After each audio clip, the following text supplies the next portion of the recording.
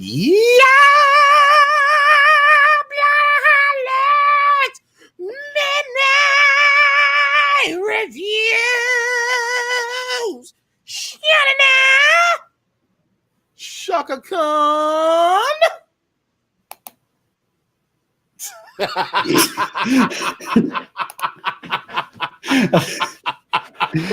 I was channeling my inner John Lovitz from The Wedding Singer with that last part. It was excellent. It was excellent. I'd like to think that in these mini review segments, people come for the jingle and stay for the reviews. I hope so, because I hope people enjoy them as much as I enjoy doing them. Hey, one of the best pieces of advice that I was ever given when I started teaching was teach what you care about, because that passion is contagious, Yeah. And your students will get into it more if they can tell that you're into it. Right. Contradictorily, I had another teacher tell me never to teach anything that I cared about because my students would piss all over it. Wow. Which is also true. Yeah, fair enough. So at the end of the day, teach what you care about, but don't care about it too much. That's absolutely it, man. Because, I'll pull out my favorite short stories and I'll introduce my students to them and they're like, this sucks. And I won't read this shit. I'm like, you suck. This is the move. Donkey Kong sucks. You suck.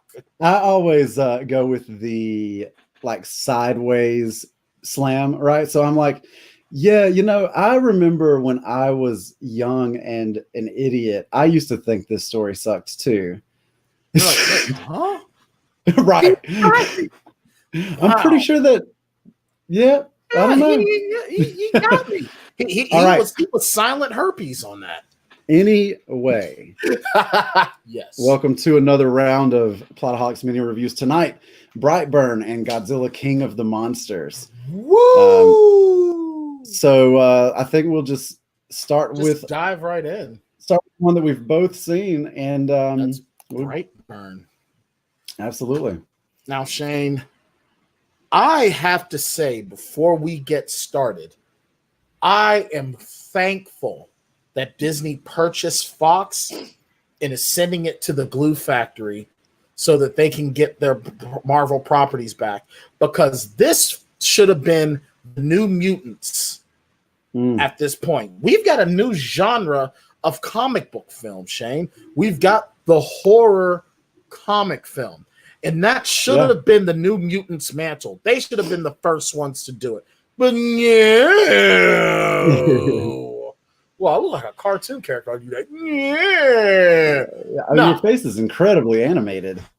Yeah, I'm pretty good.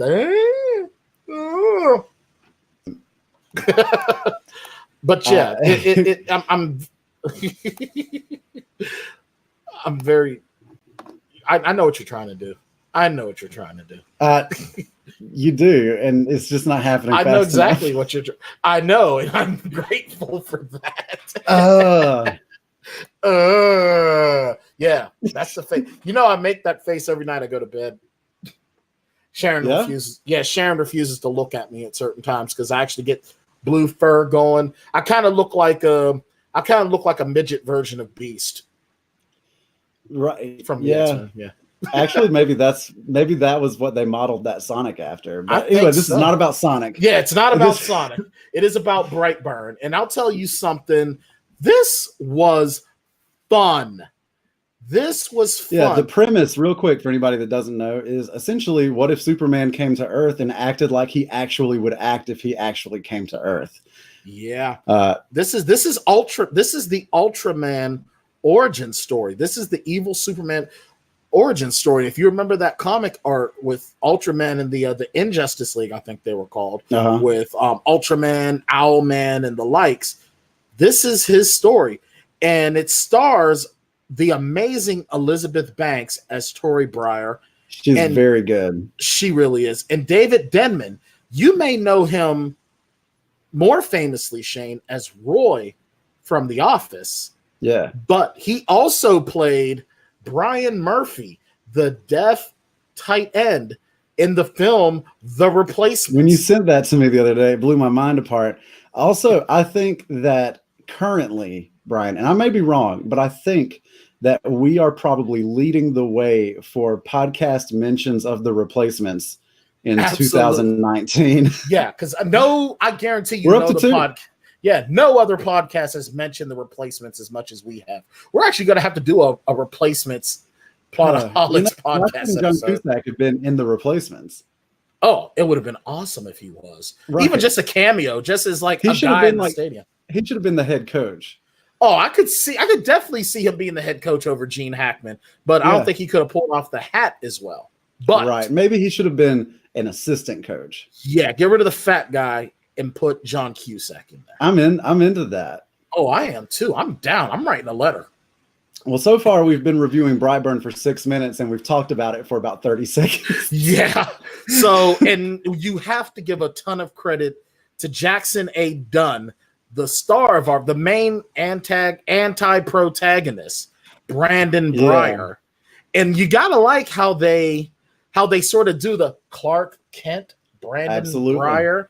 So so basically, if you know Superman's story, that's how you got Brightburn. This couple who weren't able to have kids. A child comes down in a meteor shower, crash lands in the woods.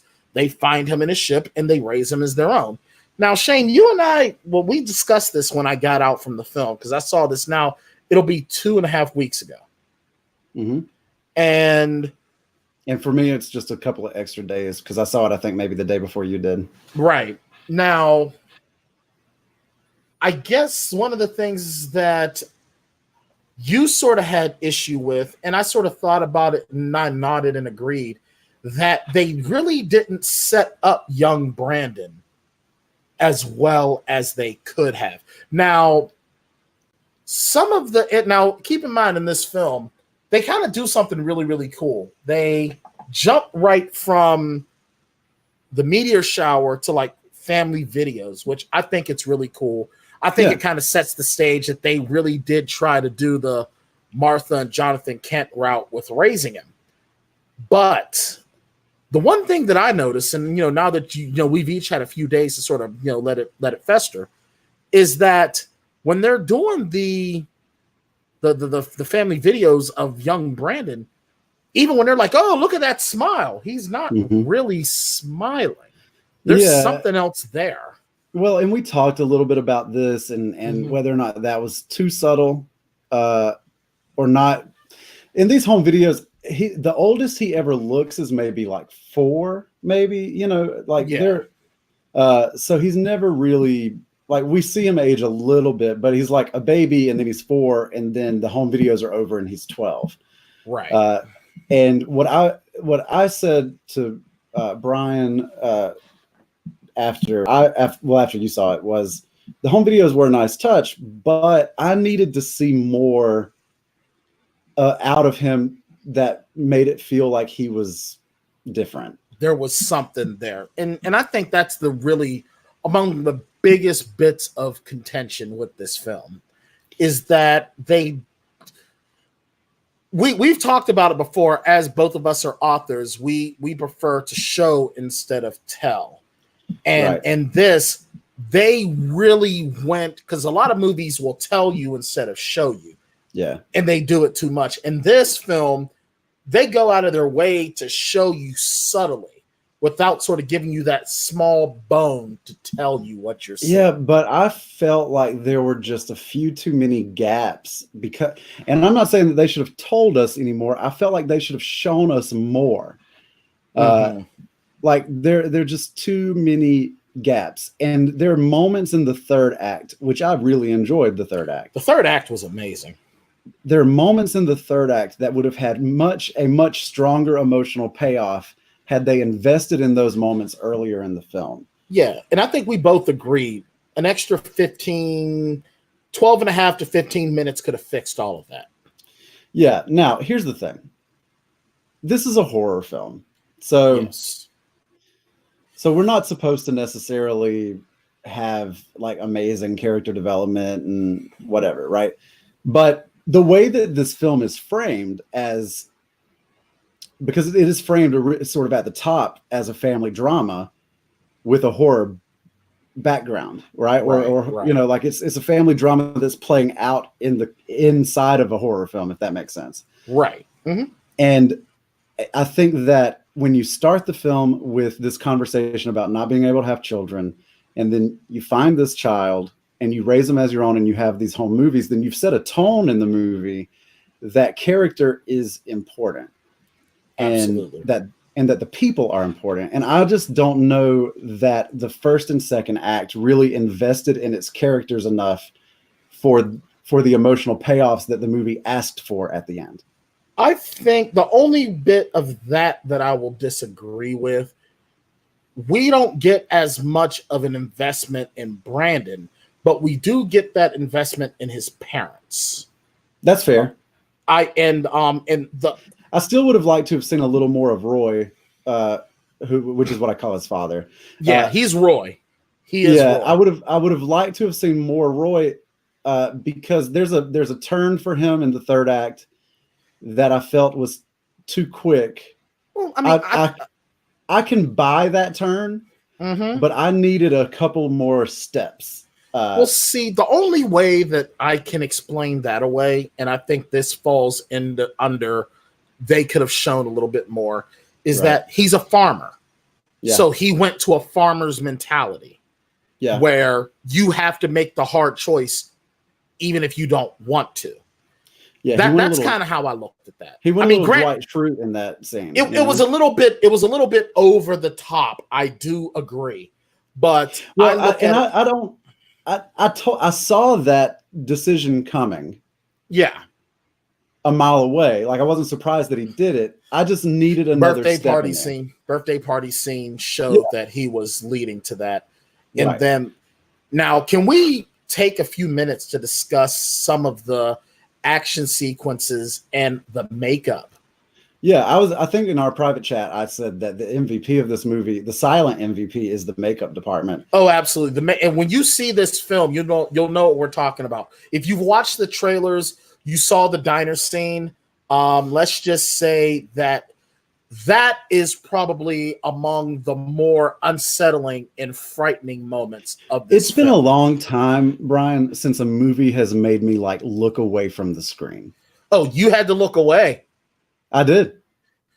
Sharon had her head nuzzled up against me, and I'm just like, wow. Yeah, I couldn't handle the glass. I'm not going to say anything. I couldn't handle the diner scene. Okay, the diner scene was a little too much, and I can understand why, because we each saw a movie where a similar something happened, and I had to look away from that. Yeah, the diner scene was tough. Now the car scene, it didn't bother me as much. Michelle had she had a hard time. She had a problem with that. Yeah, Sharon had a hard time with the car scene. But I'll tell you one thing: that's when the makeup department really shined. Oh man, you know what? It was tough, man. Badger from Breaking Bad really got it rough, dude. I need to start watching Breaking Bad. But I'll tell you something right now: you can call him Badger, you can call him Possum, you can call him Raccoon if you want to. He had it bad. You know, the worst part of that is, like, if you listen to the dialogue, he didn't die until he got to the hospital. Yeah, that is the worst part. So he survived with that for God knows how long. Oh, that's rough. Man. And so I will say this for Brightburn. It is a lot of fun. I had a great time. It truly is. It is don't take your kids do not take anyone under the age of 17 to see this movie. I actually already told my ex-wife, if our son says he wants to see this movie because it's a superhero film, tell him no. Right. This is not for children. Yeah. And so it's not for children. And one of the points that you made in our private chat that I think is a really excellent movie is that Brandon has no remorse. There's nothing in him that is resembling of Superman at all. Not even close. It's almost like we got Henry from The Good Son with superpowers. Right. And that's another thing that we talked about previously. They could have showed us a little bit more. I would have loved to have seen that progression.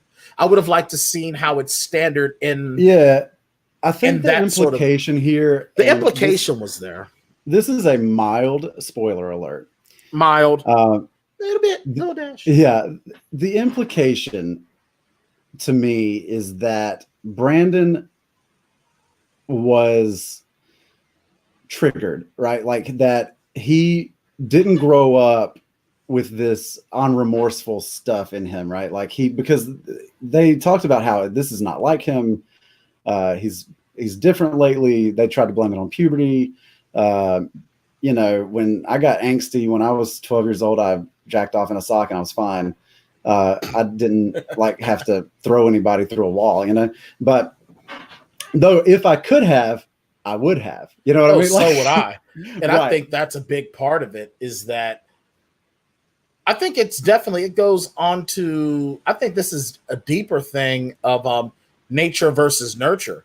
His parents I was headed there. Sorry, go ahead. No, it's fine. No, this movie is absolutely about that. There's a conversation in the classroom early on about the difference between bees and wasps, and they ask him what he knows about it, and he says there's this really telling line that says, well, the main difference, one of the differences is that wasps will send their young to be raised by different species, and then once that child is old enough, then he kills off whatever raised him, right? Mm-hmm. And so like Brandon's species, whoever they are, is like the wasps, right? They sent him to be raised by someone else with the intention of at some point turning him on, right? Because we see the scene where the spaceship that he came in starts talking to him. And that's really the moment that he goes through this shift. Right. And that's when whatever humanity was taught to him by his parents is shut off. Gone. Yeah. And so again, this is almost as if Goku didn't hit his head when he was a baby. Yeah. And so like to that end, again, like 15 more minutes, if we could have spent 15 more minutes with human regular ass Brandon at the beginning of the movie before the switch flipped, I think that the flip would have been more powerful. Agreed. And of course, if you think about it like a switch flipping, then his almost immediate recognition of his powers and strength and everything kind of makes sense. But I also, and we've said this, I also would have liked to have spent more time with him learning about how powerful he is. Like in more gradual steps, because there's a scene that I won't go into the specifics. It's very, very abrupt. Yeah, it goes from like 0 to 100 real quick. Yeah, but again, our three leads, Elizabeth Banks, Roy, and Jackson. What was his last name? Jackson Dunn. I want to make sure I get his name right. I don't want him coming to my house. They were amazing. And Brand, he does a great job in just having lifeless eyes. And that's what terrified me. The cast was the strength of this movie, and I really wish they'd just been given a little bit more of a script to work with. What I'm really excited about is deleted scenes in like a DVD release. Absolutely. This is definitely being purchased when it's on home media. Absolutely. And physical media, because I feel like there's going to be some stuff that was left on the cutting room floor that would have made this better film probably. And what's crazy is that when I buy physical media, I still buy physical media. Every so often I'll get digital, but I don't usually ever watch the special features. This time I will. Yeah. And honestly, at the end, don't go anywhere, because there's some end credit scenes that are really fun.